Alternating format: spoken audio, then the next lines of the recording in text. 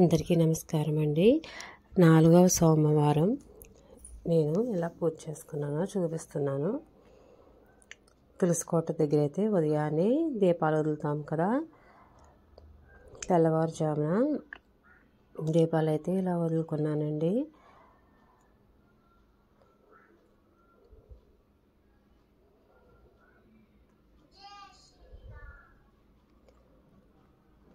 అరటి డిప్పల్లో ఇలాగా 5 వేసుకొని ఇలాగా వదిలాను. వాటర్లోని గంగా పూజ చేసుకొని ఇలా పూజ చేసుకొని ఇలాగైతే వదిలానండి.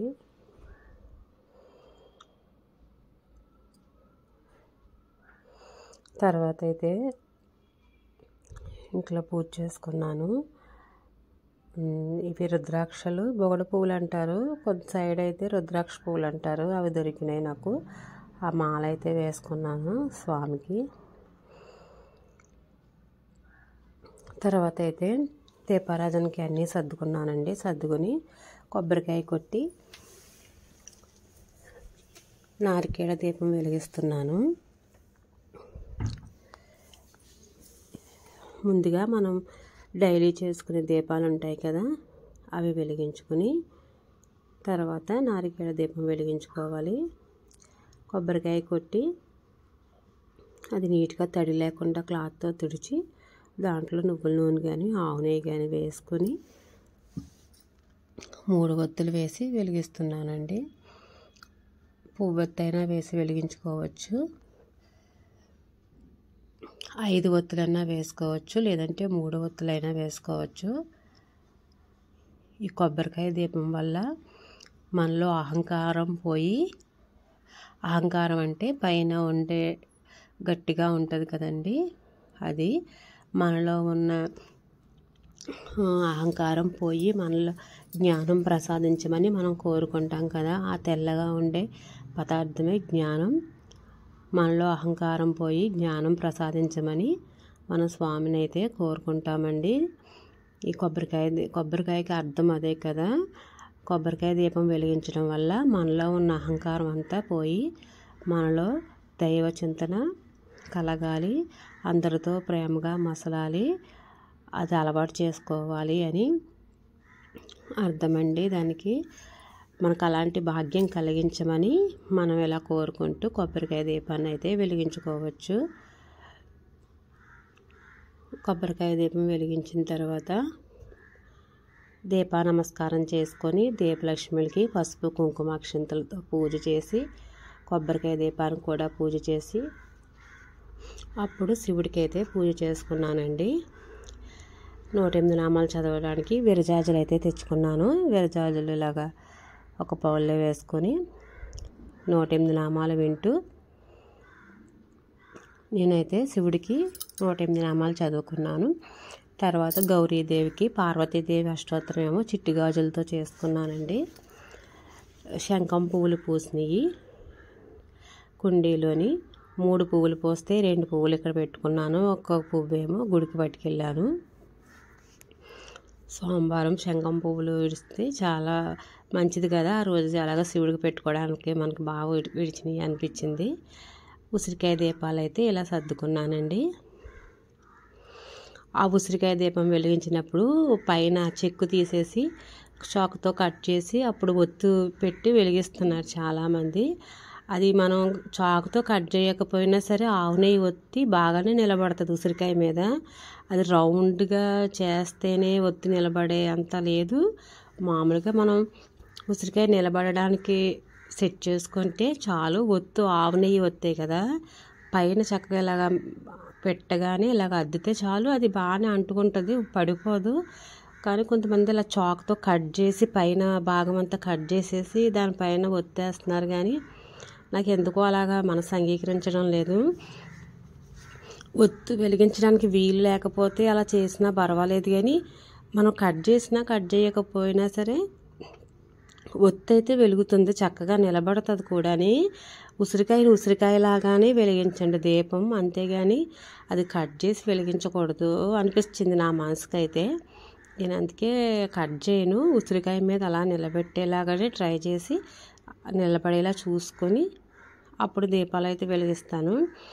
కట్ చేయడానికి అయితే నాకు మనసు రావట్లం లేదు, నేను ఇలాగే చేసుకుంటున్నాను. తర్వాత అయితే తాంబూలం పెట్టి స్వామికి ప్రసాదం నైవేద్యం పెట్టారండి. కొబ్బరికాయ కొట్టుకుని స్వామికి అయితే నైవేద్యం పెట్టారు. పెట్టి స్వామికి అయితే హారతి ఇచ్చాను. చూడండి ఉసిరికాయ దీపాలు అయితే ఎంత బాగా కనిపిస్తున్నాయో. ఈ కార్తీక మాసంలో ఉసిరికాయ దీపాలని అలా చూస్తుంటే కూడా చాలా ఆనందం కలుగుతూ ఉంటుంది మనకి. ఇవన్నీ కూడా పురాణాల్లో ఉన్నాయేనండి. ఉసిరికాయ దీపం, నారికేళ దీపం ఇవన్నీని నేనైతే ఫస్ట్లో ఉసిరికాయ దీపం చూస్తున్నప్పుడు ఎక్కడైనా చూస్తే ఉసిరికాయ మీద దీపం వెలిగించవచ్చో లేదో అనుకుని డౌట్ పడేదాన్ని. కాయ మీద ఏంటి అలా దీపాలు పెడుతున్నారు అని. తర్వాత ఇవన్నీ పురాణాల్లో ఉన్నాయని తెలిసాకే నేను ఈ దీపాలు అయితే వెలిగిస్తున్నాను. ఈ దీపాల వల్ల ఒక్కో దీపం వల్ల ఒక్కో ప్రయోజనం ఉంటుంది, ఎవరైనా చేసుకోవచ్చు అని తెలిసిన తర్వాతే నేను ఇవి చేశానండి. అంతకుముందు అయితే ఉసిరికాయ దీపం మీద వెలిగిస్తుంటే డౌట్ పడేదాన్ని. పెద్దవాళ్ళు చేసుకోవచ్చమ్మ, చాలా మంచిది అన్నాకే నేనైతే చేసుకుంటున్నాను. ఈ సోమవారమే సాయంత్రం మా అమ్మాయికి అయితే పళ్ళెం పూజ ఉందండి. మా అమ్మాయి డాన్సర్ కదా, గజ్జల పూజ అయితే దాని చిన్నప్పుడే అయిపోయింది. అయితే ఇప్పుడు పళ్ళెం మీద డ్యాన్స్ వేయడానికి కూడా ఒక పూజ ఉంటుందట. ఆ పూజ చేసిన తర్వాతే పళ్ళెం మీద డ్యాన్స్ నేర్పుతారట. అది మేడం గారు చెప్పిన తర్వాత అది అప్పుడు 1 ఇయర్ నుంచి అనుకుంటున్నాము. భగవంతుడైతే ఈ రోజుకైతే అది అవకాశం వచ్చిందండి. ఈరోజు చూసుకున్నాము, ఈరోజు కుదిరింది. మా అమ్మాయికి అయితే గజ్జల పూజ అయిపోయింది. ఇప్పుడు కొత్తగా జాయిన్ అయ్యేవాళ్ళు గట్రా గజ్జల పూజ చేయించుకుంటున్నారు. మా అమ్మాయికి అయితే గజ్జల పూజ అయిపోయింది కాబట్టి పళ్ళెం పూజ అనమాట. పాప పళ్ళని పూజ చేసుకుంటుంది. ఇగో చిన్నపిల్లలందరూ గజ్జల పూజ చేసుకుంటున్నారు.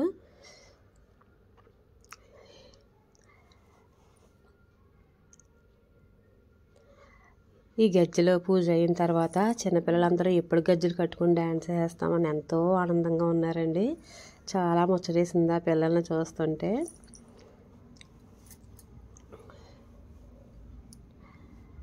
పూజ అయిపోయిన తర్వాత మేడం గారికి అయితే మనం తాంబూలం ఇవ్వాలి. తాంబూలం ఇచ్చాక పాప చేత కూడా అక్కడ ఉన్న వాళ్ళందరికీ తాంబూలం అయితే ఇప్పించాను. ఎలాగ కార్తీక సోమవారం అండి ఆ రోజు. నేను కూడా 16 సోమవారాలు చేసుకున్నాను. ఆ 16 సోమవారాలు కూడా ఈ రోజుతోటే చివరి రోజు 16వ వారం అయ్యింది. ఇంకా అప్పుడు పోనీలు అన్నీ బాగా కలిసి వచ్చినాయి సోమవారం అనుకుని చాలా సంతోషించాను. ఇదిగోండి మేడం గారు అయితే ఫస్ట్ స్టార్ట్ చేస్తున్నారు. పళ్ళానికి నమస్కారం చేసుకొని అప్పుడు పళ్ళుల్లో ఫస్ట్ కుడి కాలు పెట్టి తర్వాత ఎడం కాలు పెట్టి ఆ పక్కకి ఎలా జరపాలో ఎలా చెయ్యాలో ఇవన్నీ మేడం గారు చెప్తున్నారు. ఫస్ట్ రోజు కదా స్టార్ట్ చేయాలి కదా, స్టార్ట్ చేసి మేడం గారు చెప్తున్నారు. గొమ్మని పాప పడిపోద్దని పట్టుకోమన్నారండి.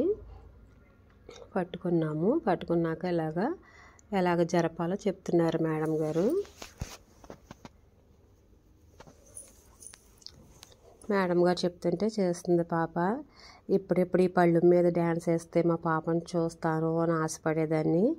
ఈ రోజుకైతే నాకు అవకాశం అయితే ఇచ్చాడు భగవంతుడు. ఇక నుంచి పళ్ళు మీద డ్యాన్స్ వేయడం ఒకటే, స్టేజ్ మీద చూడాలి అదొక ఆశ. చక్కగా ఆడపిల్లలు ఉంటే ఇలాంటివన్నీ చేసుకుంటే భలే ఉంటుందండి. మనకి కోరిక ఉంటే ఏదో రకంగా కోరిక అయితే తీరుతుంది. కాకపోతే కొద్దిగా మనం కష్టపడాలి. పేరెంట్స్ని కూడా పాపను తీసుకురావడం ఇవన్నీ కొంచెం ఉంటాయి, పని ఎక్కువగానే ఉంటుంది. మనం అది కొద్దిగా కష్టపడితే ఇలాంటివన్నీ మనం నెరవేర్చుకోవచ్చు.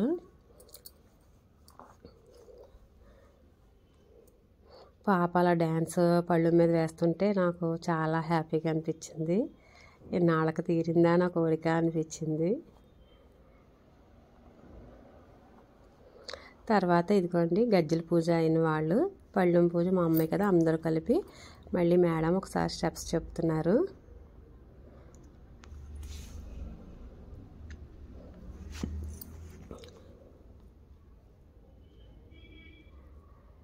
ఇంతేనండి వీడియో నచ్చితే మాత్రం లైక్ చేయండి, షేర్ చేయండి, సబ్స్క్రైబ్ చేసుకోండి.